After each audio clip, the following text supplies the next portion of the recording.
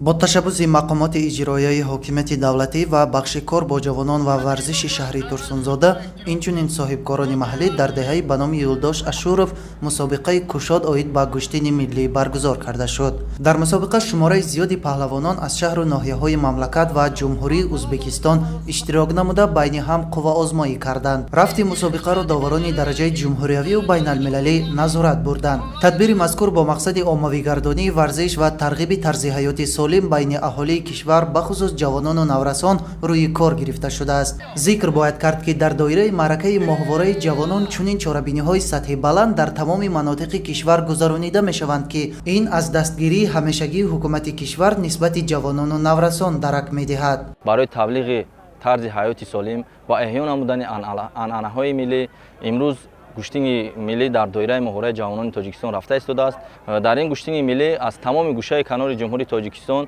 و اینچنین از جمهوری ازبکستان پهلوانان حضور دارند. گشتین ملی تاریخی کهن داشته از قدیم الایام در بین ساکنان محبوبیت خاص دارد.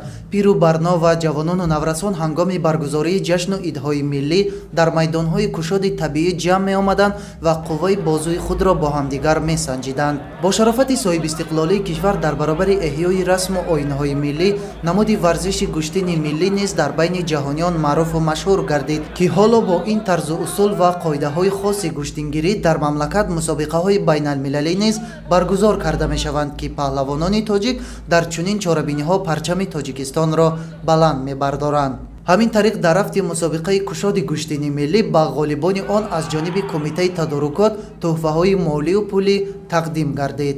فریدون سبحان، صدرالدین ابراهیم، شهر ترسونزاده. اخبار.